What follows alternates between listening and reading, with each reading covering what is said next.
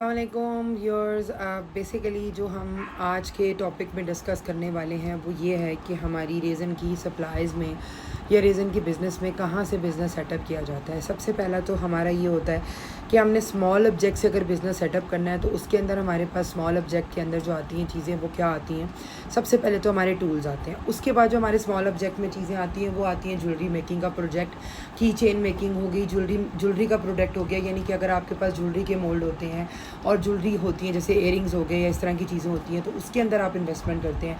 तो आपने small article से काम स्टार्टअप किया तो उसके लिए आपको रेज़न प्रोवाइड होता है, यूवी रेज़न, उसके अलावा यूवी टेप और इस तरह की यूवी लैंप वाली चीज़ें रिक्वायर्ड होती हैं। फिर टूल्स रिक्वायर्ड होते हैं जिससे आप अपना स्मॉल जो है रेज़न का बिज़नेस सेटअप कर सकते हैं। अगर हम जाते हैं लार्ज कास्टिंग प्रोजेक्ट के ऊपर, यानी कि अगर हमें कोई लार्ज प्रोजेक्ट आर्टिकल तैयार करना है तो उसके लिए हमें क्या कुछ चाहिए होता है। जैसे कि आपने वेडिंग के लिए कुछ तैयार कर रहे हैं, किसी के लिए वेडिंग वेडिंग फ्रेम तैयार कर रहे हैं, या आपको पता है आजकल बड़ा ट्रेंड चला हुआ है 5 इंच कोस्टर के ऊपर जो है वेडिंग के नाम और इस तरह की चीज़ें लिख के दी जाती हैं, वो आप ट्राई कर रहे हैं। डीप बोल्ट के ऊपर काम कर रहे हैं, ड्राई फ्लावर्स पे कर रहे हैं, एलईडी लाइट्स पे कर रहे हैं, एलईडी लाइट्स के वर्क पे कर रहे हैं। तो ये बहुत सारी ऐसी चीज़ें हैं जो कि आपकी रेज़न की सप्लाईज़ में आती हैं और इनकी सप्लाईज़ टोटली डिफरेंट होती हैं। इनकी लिस्टिंग आप अलग से करवाते हैं और अगर कोई सेंसेबल होता है तो वो आपको ये बताता है कि स्मॉल ऑब्जेक्ट्स के लिए कौन सा मटीरियल इस्तेमाल होता है, लार्ज प्रोजेक्ट्स के लिए कौन सा मटीरियल इस्तेमाल होता है। और उसके बाद अगर आप रेज़न सप्लाईज़ में बात करते हैं कॉस्ट एंड सरफेस की, यानी कि अगर आपको कोई भी सरफेस तैयार करनी है, यानी कि अगर आपने कोई भी मतलब टॉप कोट या कुछ इस तरह का काम करना है तो उसके लिए आप क्या कुछ करते हैं।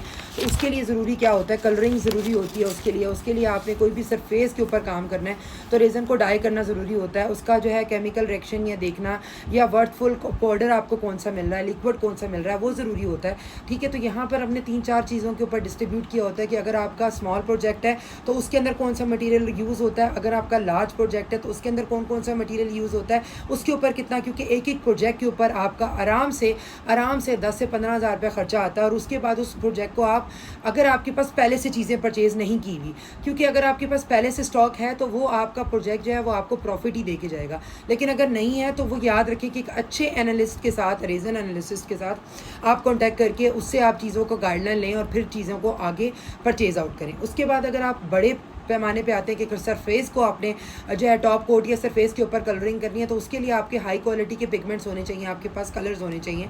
तो होप सो ये वीडियो आपके लिए इन्फॉर्मेटिव होने वाली है, क्योंकि ये उन लोगों के लिए वीडियोस हैं जो लोग रेज़न का बिज़नेस अभी सेटअप कर रहे हैं और उनको नहीं पता कि किस तरीके से हमने काम करना है। बिकॉज ऑफ दैट बहुत सारे लोग रेज़न के बिज़नेस में आ तो जाते हैं लेकिन उनको ये समझ नहीं आ रही होती कि हम कौन सी फील्ड की तरफ जाएँ, स्मॉल पे जाएँ, लार्ज प्रोजेक्ट्स पे जाएँ, या सरफेस वाले प्रोजेक्ट्स पे जाएँ, या MDFs पे जाएँ। तो you have to concern about that कि अगर आपको प्रॉपर चाहिए तो आप मेरी क्लासेस ज्वाइन कर सकते हैं जिसके अंदर आपको प्रॉपर नॉलेज मिलती है। A to Z आपको हर चीज़ सिखाई जाती है, बेसिक लेवल से लेकर प्रोफेशनल लेवल तक और जियोडार्ट तक। तो आप लोग अगर सीखना चाहते हैं 18 जो है अगस्त से हमारा नेक्स्ट सेशन स्टार्ट है, 26 से एक सेशन स्टार्ट है, ज्वाइन कर सकते हैं। 7 डेज़ क्लासेस होती हैं। ज्वाइन करने का तरीका सिंपल है, व्हाट्सएप पे